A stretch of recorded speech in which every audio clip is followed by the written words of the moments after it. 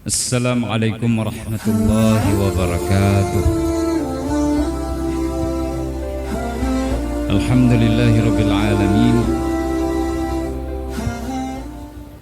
Wassalatu wassalamu ala asyrafil anbiya'i wal mursalin Sayyidina wa maulana Muhammad Imamil mufassirin wa qaidil muhaddithin Hujjatil fuqaha wa qudwatil awliya wa ala alihi wa ashabihi at-tayyibin at-tahirin wa ba'd. Puji beserta syukur kepada Allah Subhanahu wa taala atas limpahan rahmat, nikmat dan karunia kepada kita semua. Selawat dan salam kepada junjungan alam Nabi besar Muhammad sallallahu alaihi wasallam sebagai uswatuna wa qudwatuna, kepada para sahabat, keluarga beliau dan orang-orang yang mengikuti sunnah beliau sampai dengan hari kiamat. Ma'asyiral muslimin rahimakumullah, kajian kita masih berada pada tataran juz yang ke-30 surat An-Naba. Di sini jamaah rahimakumullah, kita sudah mengungkapkan tentang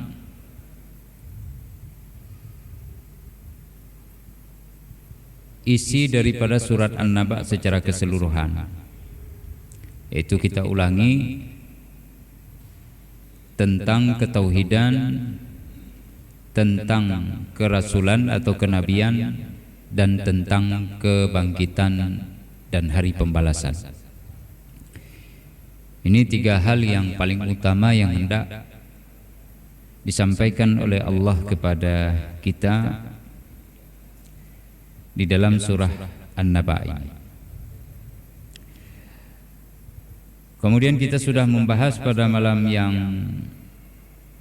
telah berlalu tentang ma'rifah kita terhadap Allah Subhanahu wa taala melalui ucapan bismillahirrahmanirrahim yang mengandung tiga unsur paling kurang, yaitu Allah Ar-Rahman dan Ar-Rahim, selain daripada pembahasan terkait dengan gramatikal dan seni kebahasaan. Selanjutnya jemaah rahimakumullah, kita akan melihat ayat demi ayat dari surah An-Naba ini. Kita ketahui surah An-Naba ini jemaah rahimakumullah membicarakan tentang hari kebangkitan. Jadi di dalam surah yang terdiri dari 40 ayat ini, Allah Subhanahu wa taala menyampaikan di awal mula sekali tentang pertentangan yang terjadi di antara orang-orang musyrik Mekah, di mana mereka terbagi kepada dua kelompok. Kelompok yang pertama secara garis besar mengingkari kebenaran akan terjadinya hari kebangkitan. Sementara kelompok yang kedua, mereka meragukan atau berada di persimpangan jalan antara kemungkinan bisa terjadi hari kiamat dengan kemungkinan tidaknya terjadi kiamat. Jadi mereka saling bertanya di antara mereka. Pertanyaan ini dimaksudkan adalah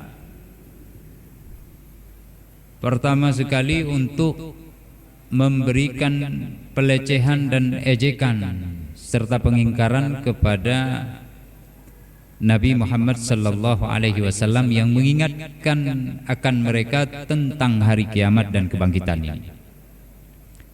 Jadi mereka hendak mengejek Rasulullah sallallahu alaihi wasallam, sehingga orang-orang nanti dijauhkan dari seruan dakwah Nabi Muhammad sallallahu alaihi wasallam. Sementara orang yang kedua atau kelompok yang kedua ini adalah kelompok yang ragu terhadap kebangkitan ini karena ada kepentingan-kepentingan. Itu kepentingan kehidupan duniawi dan ketakutan mereka terhadap orang-orang yang akan mengikuti Muhammad pula, sehingga hilanglah kepentingan-kepentingan mereka. Pada sisi yang lain, mereka juga bingung tentang hari kiamat ini. Nah, kita akan bacakan dulu jamaah rahimakumullah apa yang disampaikan oleh Allah Subhanahu wa taala melalui ayatnya, lalu bagaimana penafsiran yang ditempuh oleh Profesor Dr. Ali As-Sabuni di dalam menafsirkan tafsir Safwatut Tafasir ini. Untuk diketahui bahwa tafsir ini sebagaimana kita sampaikan pada pertemuan yang lalu, tidak diberikan pendapat apapun oleh beliau kecuali dengan pembuktian yang konkret. Jadi data beliau begitu valid. Beliau sadur dari beberapa tafsir besar seperti tafsir Ibnu Katsir atau tafsir Al-Quran Al-Azim, atau disadur dari tafsir Imam At-Tabari, ataupun diambil pendapat-pendapat daripada ahli yang ada di dalam tafsir Al-Kasyaf. Ini tafsir Imam Az-Zamakhsyari, terutama yang berhubungan dengan kebahasaan dan kesastraan daripada bahasa Arab. Ini diambil oleh beliau dari sana dan beberapa tafsir lainnya. Nah, jamaah rahimakumullah, kita lihat di sini mungkin kita tidak bisa berbicara habis untuk surat An-Naba ini pada malam ini karena ini panjang, 40 ayat. Nah, kita lihat dulu di ayat yang pertama dan selanjutnya beberapa ayat. A'udzu billahi minasyaitonir rajim. Bismillahirrahmanirrahim. Amma yatasaalun 'anil naba'il 'azim alladzi hum fihi mukhtalifun. Kalla saya'lamun thumma kalla saya'lamun. Alam naj'alil arda mihada wal jibala autada. Ini adalah jaulah yang pertama yang beliau rangkai. Sampai di situ beliau stop. Jadi Dr. Ali As-Sabuni menstop penulisan di dalam tafsirnya tentang ayat yang ke-8 dan seterusnya. Jadi beliau tafsirkan dulu 7 ayat ini. Tapi memulai beliau itu bukan dengan langsung tafsir daripada ayat, mengambil secara umum dulu makna kebahasaan. Di sana beliau sebutkan dulu al-lughatu. Jadi pembahasan kebahasaan. Jadi beliau menjelaskan dulu subata. Dalam ayat yang 7 kita bacakan tadi belum ada kata subata. Ya. Nah, tidak ada kata subata. Yang ada nanti pada ayat yang ke-9. Wa ja'alna naumakum subata. Jadi 2 ayat setelah ayat yang ke-7 ini. Wa khalaqnakum azwaja wal jibala autada wa khalaqnakum azwaja wa ja'alna naumakum subata. Nah, kita belum terjemah ayat ini. Nah, ini pembahasan kebahasaan dulu. Jadi kata subata menurut beliau adalah as-sabtu fil lughati al-qat'u. As-sabtu itu adalah pemutusan. Nanti subata hari Sabtu itu dari situ itu. Hari Sabtu hari putus kerja, tidak kerja. Maka orang Yahudi dulu tidak bekerja hari Sabtu dan dilarang oleh agama ini. Nah, sekarang di dunia modern kita tidak bekerja juga hari Sabtu. Hari untuk beristirahat dari berbagai kegiatan. Jadi di sini disebutkan wa ja'alna naumakum subata, dan kami telah menjadikan tidur kalian itu sebagai waktu senggang untuk beristirahat dan terputus dari berbagai kegiatan dan kesibukan. Kalau sibuk kita hari-harinya, maka diberikan waktu untuk kita tertidur. Ini belum lagi malam, ya, belum lagi malam. Mau tidur siang hari, mau tidur malam hari, itu adalah subata, terputus dari gerakan, kegiatan dan rutinitas yang kita lakukan sehari-hari. Dan itu memiliki hikmah yang amat luar biasa. Maka beliau bahas dulu makna-makna yang aneh. Subata as-sabtu fil lughati al-qat'u. Itu satu dulu, tidur. Nanti ada waktu malam itu dinamakan dengan subata. Ini baru tidur sebagai waktu istirahat. Ada waktu malam nanti dijadikan waktu tidur. Dari kalimat ini bisa disisipkan makna yang terbuang. Wa ja'alna naumakum bil-laili subata. Begitu. Maka kami jadikan tidurmu di ketika waktu malam tiba sebagai waktu untuk istirahat dari rutinitas kehidupan untuk mencari nafkah dan kegiatan berbagai lainnya. Jadi waktunya tidur itu adalah malam. Waktunya tidur itu adalah malam. Ini dari Allah Subhanahu wa taala. Rata-rata orang tidur malam hari. Kalau tidur siang hari bagaimana? Ini sunnahnya Rasulullah sallallahu alaihi wasallam. Sunnah Rasulullah sallallahu alaihi wasallam juga ada inspirasinya datang dari ayat. Itu ada anak-anak yang masuk ke dalam kamar orang dewasa, itu hati-hati untuk tidak masuk di 3 waktu. Ya. Pertama, apa saja itu waktunya? Ketika sebelum waktu fajar, subuh, itu jangan masuk dulu, kecuali minta izin, ketok kamarnya. Lalu yang kedua, ketika selesai min ba'dil zahirah, waktu zuhur, ini jangan masuk. Kenapa? Karena memang ada waktu untuk istirahat atau menenangkan diri atau membuka pakaian. Sudah setengah hari orang sudah bekerja, lalu beribadah salat zuhur, dia kemudian masuk sebentar untuk berjumpa dengan keluarganya atau untuk istirahat.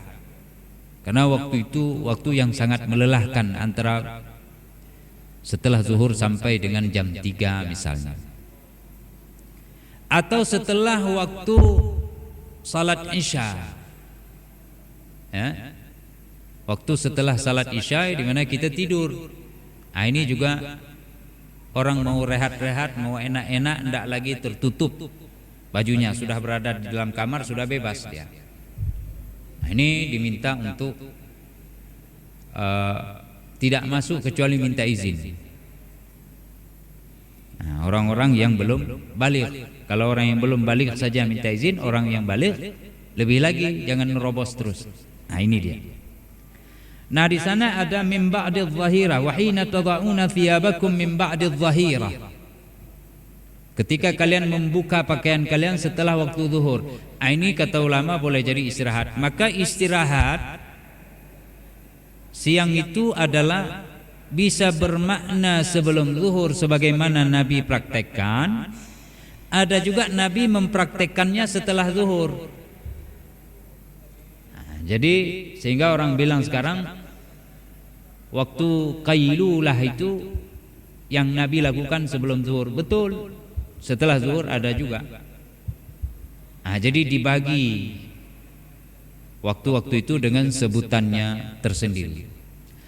Jadi di sana bisa bermakna bahwa tidur di waktu siang hari itu bukan untuk memutuskan diri dari rutinitas, tapi untuk menunggu kekuatan agar bisa melaksanakan ibadah ketika zuhur hari. Jadi tidur sebentar setelah melaksanakan salat duha.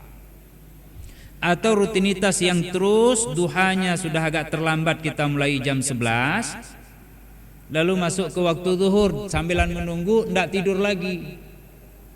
Ada kegiatan misalnya di masjid, orang membersihkan masjid, para imam, para pengurus BKM, ya.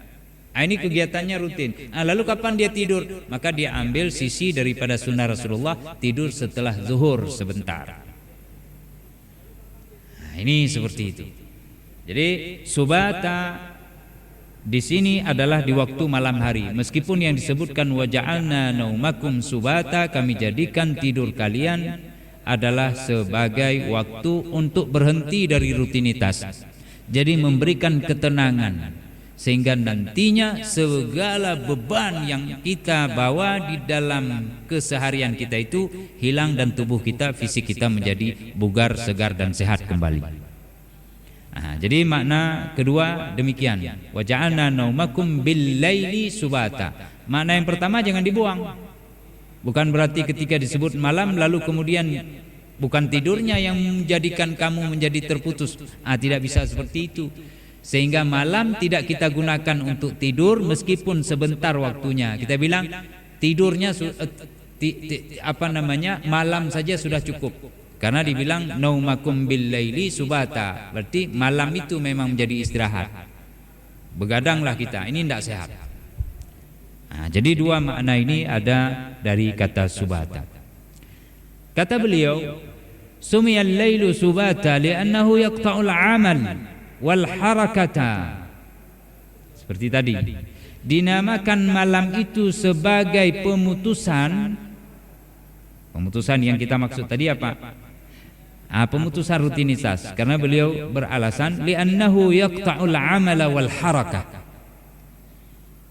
Karena dengan malam hari dan kita tidur itu kita berhenti dari rutinitas serta gerakan-gerakan dan amal-amal pekerjaan kita.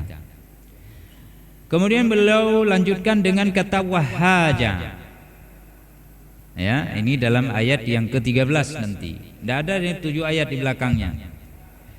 Wa ja'alna sirajan wahaja. Dan kami jadikan siraj itu lampu atau lentera.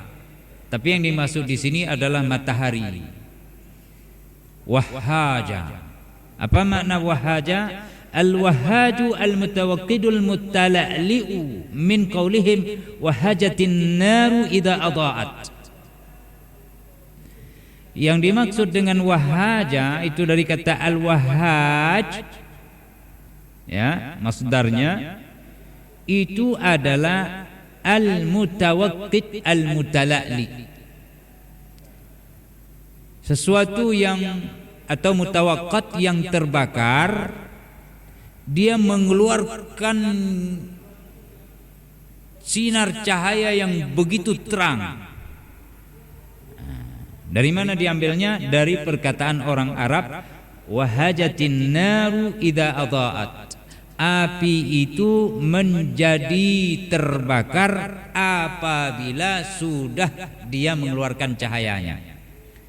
Jadi suatu yang hidup terbakar dengan api lalu mengeluarkan cahaya, itulah wahaj. Matahari itu, maka di sini matahari menjadi salah satu al-i'jaz al-ilmi dari Al-Qur'anul Karim. Kita dari sini kita lihat terang matahari. Kita naik ke sana atau diteropong dengan teropong teleskop yang paling canggih, maka nampaklah bahwa matahari itu memiliki inti dan inti itu terbakar. Jadi bukan hanya mengeluarkan cahaya sebagaimana lampu ini, tapi memang terbakar dia. Al-mutawaqqid. wajahatin naru idza waqadat wa adaat. Nah, ini dia. Nah, sidang jamaah rahimakumullah, nanti pada sampai kepada ayat masih banyak pembahasan kebahasaan supaya kita tidak bosan. Akan kita lanjutkan ketika ayatnya nanti. Nah, sekarang kita masuk kepada tafsir. At-tafsiru amma yatasaalun. Ayat. Ay an ayyi syai'in yas'alu haula'il jahiduna ba'dhum ba'dha. Amma yatasaalun, arti amma yatasaalun terjemahnya tentang apakah yang ditanyakan oleh orang-orang yang mengolok-olok dan mengingkari akan kerasulan Nabi Muhammad sallallahu alaihi wasallam, ba'dhum ba'da, sebahagian mereka kepada sebahagian yang lain. Maka ketika mereka saling bertanya, ai pubutui bukan le Muhammad kiamat kato, butui buhan, tujuannya mengolok-olok. Macam kita duduk di pos jaga, ada orang yang kita olok-olok. Sengaja datang satu orang, pancing, lalu muncullah pembicaraan tentang menggibah orang itu. Tujuannya adalah untuk mengingkari tentang kebenaran yang disampaikan oleh Nabi Muhammad sallallahu alaihi wasallam. Wa aslu amma, kata amma itu asal-asalnya dari dua. An, ma. An huruf jar. Tentang, ma istifham, apakah, untuk bertanya. Anma, tentang apakah. Ya tasa'alun, mereka saling bertanya sesama di antara mereka. Lalu tanya jauh ke dro, orang yang jauh yang tanya jauh belum ke dro, untuk mengolok-olok. Udghimatil mimu fin nuni wa hudhifat alif. Mim diidghamkan, dimasukkan, diselipkan ke dalam ke dalam nun. Nunnya hilang. Ini diidgham. Idgham itu masukkan satu huruf ke dalam huruf yang lain. Boleh tidak dibaca huruf itu langsung karena sama hurufnya, atau makhrajnya berdekatan, kayak diidgham dia, memasukkan sehingga menjadi hilang. Contohnya misalnya yang paling jelas itu idgham mimi, idgham kabir.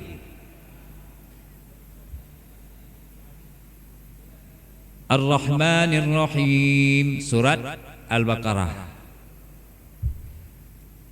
Surah Al-Baqarah, surah Al-Fatihah.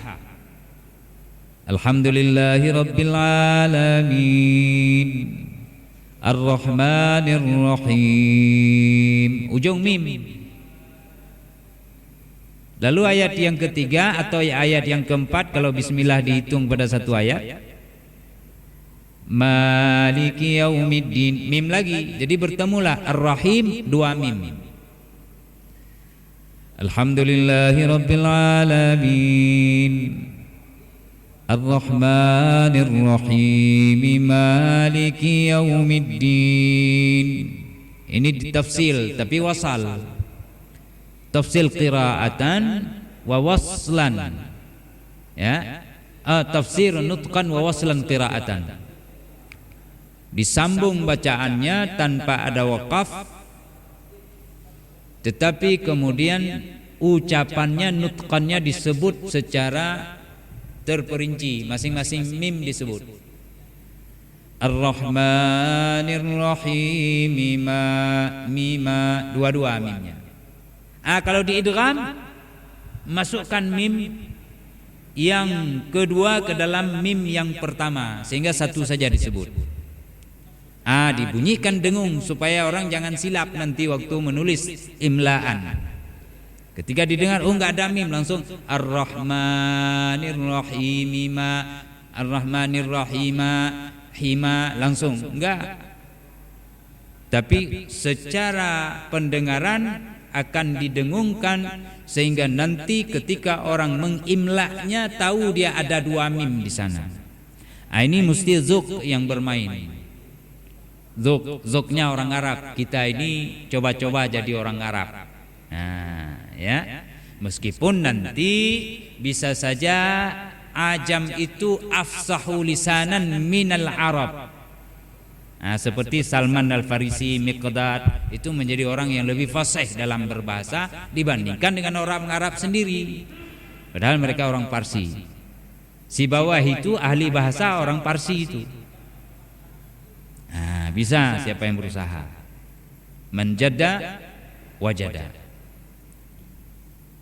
Ikram kita ini, ananda kita, hafal Quran. Ya, bukan orang Arab. Hafal Quran. Mudah-mudahan selalu Allah jaga hafalannya. Amin. Nah, jamaah rahimakumullah,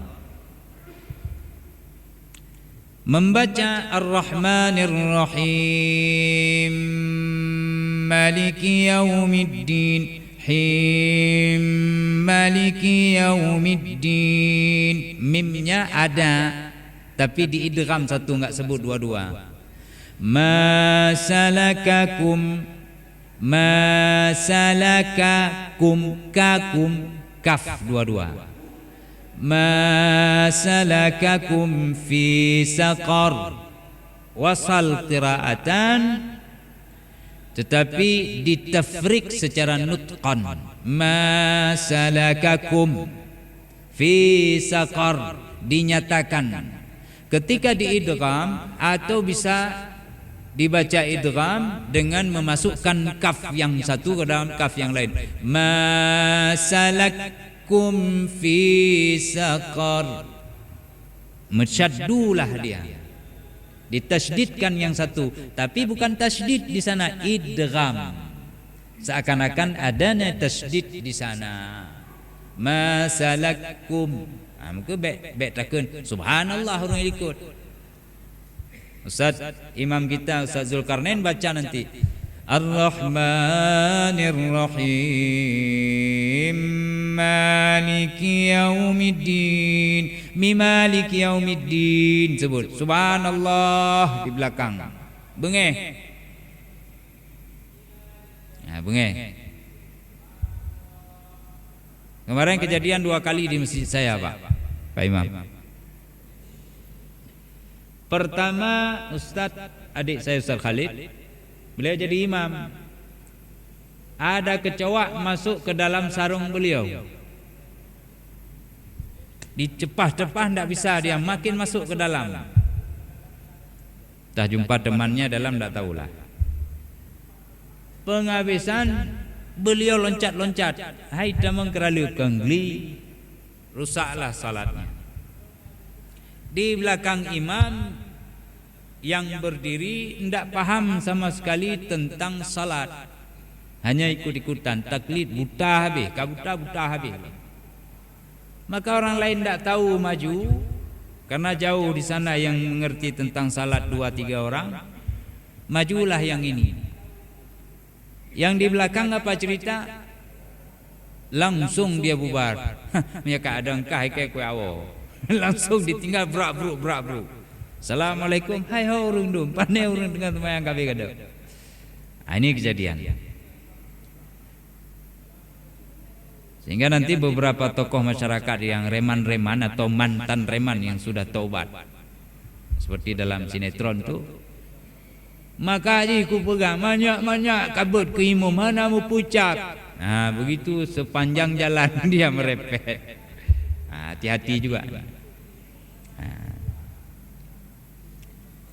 Karena tidak mengerti kan. Yang kedua kejadiannya adalah saya tidak sebut, kalau saya sebut orangnya juga dikenal, tapi ini punya ilmu. Beliau langsung salam ketika rakaat yang kedua. Anda kejadian tadi itu yang sebut merepet, ini kejadian kedua, banyak tapi ke imam. Saya tidak ada waktu itu. Ini beliau langsung Assalamualaikum, Assalamualaikum. Sementara kunut nazilahnya dibaca pada rakaat yang kedua. Rakaat yang kedua ini orang tidak ada yang bilang subhanallah waktu dibaca kunut nazilah. Tidak ada yang tegur. Lalu kemudian Assalamualaikum, Assalamualaikum. Di belakang orang yang menyempurnakan jadi 3 langsung bangun, sementara beliau sudah Assalamualaikum. Dia kedua kalau enggak peka temayang dulu ikut. Nain cukai drone 2 rakaat temayang. Hah? 2 rakaat kalau bergahabar. Mana nale? Dia pun lanjut lagi. Lanjut tambah rakaat tu oleh bergahabar tengah buka. Ini masalah. Ini perihal ini tanya sama Ustaz Masrul Laili. Penjelasannya sudah ada. Baik. Ya. Jadi membaca Ar-Rahmanir Rahim Maliki Yaumiddin atau Ar-Rahmanir Rahim Maliki, ma-nya tidak panjang atau dipanjangkan Maliki atau Maliki. Nah, itu boleh dibaca. Samping di idgham tadi yang pertama. Ma al-istifham. Ma di sini adalah huruf istifham untuk bertanya, tapi istifham di sini bukan hanya untuk bertanya biasa. Walaysal muradu huna mujarradul istifham, innamal muradu tafkhimul amri wa ta'dhimuh. Bertanya di sini bukan hanya bertanya biasa. Makanya dibuanglah alifnya. Amma yatasaalun, ma-nya tidak panjang, alifnya dibuang. Amma yatasaalun.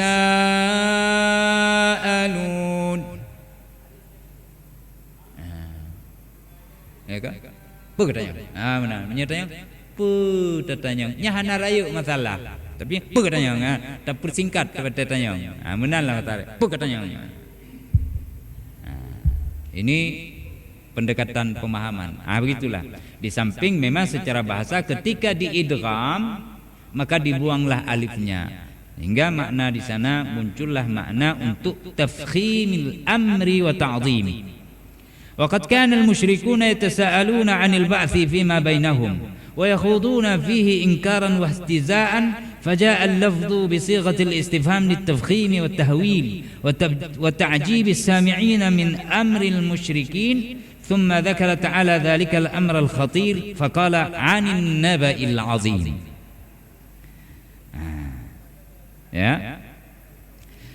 Dan adalah orang-orang musyrikin, mereka saling bertanya tentang kebangkitan di antara sesama mereka.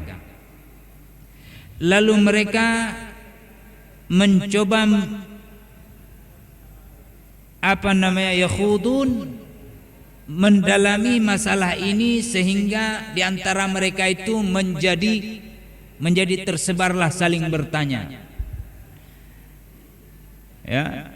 Setelah bertanya, mereka pun dalam wujud pengingkaran dan penghinaan serta pengolok-olokan terhadap kemungkinan kebangkitan ini. Maka lafaz dalam ayat ini pun datang dengan pertanyaan amma tadi untuk membuat hal ini menjadi sangat spektakuler, serta untuk membuat rasa takut di dalam hati mereka dan pikiran mereka tentang permasalahan yang mereka sedang bertanya tentang itu. Ya. Lalu Allah sebutkanlah amma yatasaalun 'anil naba'il 'azim alladzi hum fihi mukhtalifun. Tentang apakah mereka saling bertanya tentang berita yang sangat besar, yang berita itu mereka saling berbeda pandangan. Kalla saya'lamun, sekali-kali tidak demikian dan mereka akan mengetahuinya. Azan Pak ya? Belum. Baik. Jadi ini tentang berita besar. Allah sebut anin naba al-azim. Naba itu sudah bermakna besar, ditambah lagi dengan sifatnya al-azim. yang sangat dahsyat, besar dan spektakuler. Bagaimana dahsyat dan besarnya berita tentang Naba ini? Ini nanti Allah jelaskan ke depan. Inna yawmal fasli kana miqata yawma yunfakhu fis suri fata'tuna afwaja wa futihatis sama'u fakanat abwaba. Ini langsung Allah sebut setelah nanti Allah menyebutkan kemungkinan bahwa kiamat itu bisa terjadi dengan memberikan ayat-ayat di semesta raya tentang ciptaan Allah Subhanahu wa taala. Ya, alam naj'alil arda mihada, bukankah kami telah menjadikan bumi itu mihada, terhampar dan bisa ditinggali. Siapa yang buat bumi terhampar seperti ini? Wal jibala autada, lalu gunung-gunung itu dipasak menjadi tiang yang bisa menahan sehingga bumi itu tidak akan meluber, tidak akan longsor. Dia tetap teguh karena dia nanti dengan ayat lain berjalan di semesta raya ini. Wa khalaqnakum azwaja dan seterusnya dan seterusnya. Nah, nanti kita akan lihat satu persatu ayat itu pada waktunya. Nah, kita cerita dulu tentang An-Naba. Ini cerita Naba ini itu cerita kiamat, kisah tentang terjadinya kiamat. Nah, kiamat ini sesuatu yang sangat besar, Pak. Sebagaimana Allah sebutkan, besarnya kiamat itu dari berapa segi? Pertama adalah kita sebut dari 3 segi. Pertama adalah kiamat yang merupakan kejutan. Ketika sangkakala ditiup sekali untuk membuat terkejutnya semesta raya ini. Itu terkejut bukan terkejut biasa, tapi terkejut yang amat luar biasa. Ya, di dalam hadis riwayat Imam At-Tabrani dari Abu Hurairah, beliau bertanya kepada Rasulullah tentang penciptaan alam semesta ini, yang nantinya pertanyaan akan muncul kepada sangkakala yang dipegang dan diberikan oleh Allah kepada Israfil. Jadi pertama-tama kata Rasulullah, Allah menciptakan langit dan bumi. Lalu setelah menciptakan langit dan bumi, Allah menciptakan nafkhah, fa'ataha lil Israfil. Allah menciptakan sangkakala, sangkakala itu kemudian diserahkan kepada Israfil. Fa'amsakaha fawada'a ala fayhi fanadhara ilal arsy. Lalu Israfil memegang sangkakala itu, meletakkan di mulutnya sembari beliau terus menatap ke atas aras kapan diperintah oleh Allah untuk tiupan sangkakala itu. Abu Hurairah tanya kepada Rasulullah, "Ya Rasulullah, wa man nafkhatu? Apa itu nafkhah? Apa itu nafkhah?" Belum diterjemah. Faqala Nabi sallallahu alaihi wasallam, al-qarnu. Dia adalah seperti tanduknya banteng ataupun sapi atau kerbau. Nah, seperti tanduk dia. Itu dipegang oleh Israfil, diletakkan di mulutnya sambil menunggu arahan Allah. Sebagaimana di dalam ayat nanti ditanya oleh orang-orang kafir, yas'alunaka 'anis sa'ati ayyana mursaha fima anta min dzikraha ila rabbika muntahaha. Mereka bertanya kapan kiamat itu waktunya. Itu di surah An-Nazi'at. Dalam surah Al-A'raf Allah juga berfirman, yas'alunaka 'anis sa'ati ayyana mursaha qul innama 'ilmuha 'inda rabbi la yujilluha liwaqtiha illahu. Mereka bertanya tentang kiamat. Kapan kiamat itu waktunya datang? Rasul sallallahu alaihi wasallam diminta oleh Allah untuk menjawab, katakan bahwasanya ilmu tentang kepastian kiamat itu hanya ada pada Tuhanku. Tidak diberikan ilmu itu kepada sesiapa sahaja kecuali hanya Dia yang tahu. Itu salah satu yang Allah tidak bukakan kepada semesta raya. Sampai Israfil yang tiup sangkakala preh kala natu arash. Karena anak itu pajannya geyuyuk. Ditunggu. Karena tidak ada ilmu itu diketahui oleh siapapun.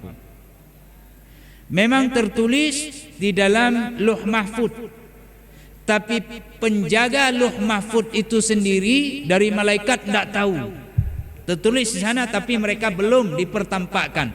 La yujalliha liwaqtiha illa huwa. Tidak ada yang tahu kecuali Allah. Begitu seriusnya permasalahan ini, spektakulernya kiamat ini, sehingga disembunyikan. Kenapa? Untuk menjadi ujian kepada para hamba ini. Karena di sana destinasi hidup, karena di sana immortality dan keabadian. Jadi permasalahan ini tidak main-main. Rasulullah katakan, ketika diberikan sangkakala itu maka ada 3 tiupan. Menurut hadis Tabrani dari Abi Hurairah ini, tiupan yang pertama adalah nafkhatul faza namanya, untuk membuat semesta ini terkejut kaget. Maka muncullah viral. Kami mendengar sepertinya trompet Israfil sudah bunyi. Ngah, ngah. Di Cina bunyinya. Oh yang kau Yugoslavia. Ngah, ngah. Kemudian sudah bunyi di laut lagi. Nyam ulo-ulo cin. Amma yatasaalun cin. Padahal bukan itu. Jadi terkejut. Ada yang tidak terkejut illa man syaa Allah, kecuali siapa yang Allah kehendaki. Nanti ini di dunia ada yang tidak terkejut, ada yang terkejut secara umum. Yang kedua adalah terjadinya keguncangan dengan tiupan penghancuran. Ini namanya adalah nafkhatus sa', untuk penghancuran semesta raya ini. Ya, thumma nufikha fihi ukhra, bukan itu? Ya. Fasa'iqa man fis samawati wa man fil ard. Maka terkejutlah apa yang ada di bumi sekaligus dengan kehancuran. Surah Al-Hajj disebutkan, inna zalzalatas sa'ati syai'un 'azim yauma tarawunaha tadhhalu kullu murdi'atin amma arda'at wa tada'u kullu dhati hamlin hamlaha wa taran nasa sukara. Ini kalau kita bahas panjang lagi nih, waktu enggak cukup. Nanti kalau itu dikasih kode Pak Bari 3 menit lagi. Kita ini nanti kita lanjutkan pada pertemuan yang akan datang. Surah Al-Waqi'ah juga menyebutkan, idza waqa'atil waqi'ah laisa liwaqa'atiha kadhibah khafidatur rafi'ah. Ada yang direndahkan pada hari terjadi kiamat, ada yang tidak direndahkan, artinya diangkat. Khafidah dengan kejadian itu, wa rafi'ah, diangkat derajatnya. Kita sudah tahu yang direndahkan, yang diangkat sudah tahu. Nah, yang diangkat itu siapa? Termasuk orang yang tidak terkejut dengan tiupan pertama. Tiupan kedua menghancurkan semesta raya ini. Orang-orang berlarian semuanya, yang punya anak sedang diteteki, disusui, di mana disebut kullu dzati hamlin, menandakan bahwa itu adalah perempuan yang membawa anak-anaknya. Wa tad'u yauma tarawnaha kullu murdi'atin, yang bukan murdi tapi murdi'ah, langsung sudah nempel bayinya itu sedang menyusu pada susunya itu, pada puting susunya nempel, tapi dicabut. Nah, itu makna hakikahnya. Tapi yang dimaksud di sini majazi. Arti majazi adalah idiom yang menyebutkan begitulah ketakutan yang amat hebat. Nah, karena ini susah nanti. Kalau ini terjadi sebelum kiamat, setelah kehancuran itu, barulah kemudian terbit matahari di sebelah bagian barat. Bersamaan dengan itu, tidak ditunggu. Lalu ada yang ketiga nanti setelah hancur semuanya baru muncul faidahum qiyamun yanzurun. Yang ketiga bangkit lagi pada hari kiamat. Nah, tiga-tiga bentuk ini ada orang yang tidak terkejut, ada orang yang tidak susah, ada orang yang tidak gelisah. Siapa mereka? Di antaranya adalah asyuhada, orang-orang yang mati gugur dalam keadaan syahid membela agama Allah. Kenapa? Karena mereka begitu hebat sudah ketakutannya. Ya, hunalika ubtuliyal mu'minina zilzalan syadidan. Sudah mereka menghadapi musuh gentar sekali macam goncang, macam gempa sudah tubuh mereka, jantung tantang hidang baulai dong tu, cikemui tu bitu tiga nafas tu. Mereka sudah dibuat ketakutan oleh Allah, diuji, tapi mereka sabar, maka mereka tidak lagi diberikan ketakutan dengan tiupan sangkakala itu. Ini para syuhada. Baik di dunia mereka sudah mendapat pahala syuhada, akan diproteksi oleh Allah. Kalau mau perang pahala haji kana meninggal hana udai pentang. Itu ada umat Nabi Muhammad di akhir zaman nanti.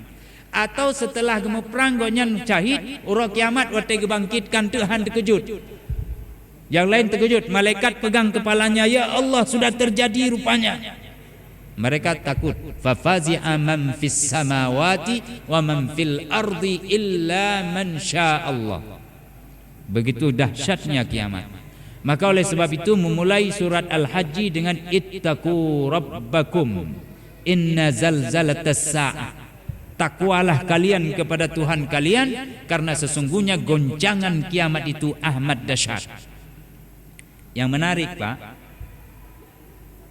yang menarik, meskipun ini agak bertentangan dengan jumhur ahli tafsir, Abu Hayyan At-Tauhidi An-Nasafi, kemudian di dalam Futuh Al-Makkiyah itu Ibnu Arabi, bukan Ibnul Arabi. Ibnu Arabi enggak ada alif lamnya, seorang sufi yang juga kadang-kadang tertuduh menjadi pengikut penan itamangnya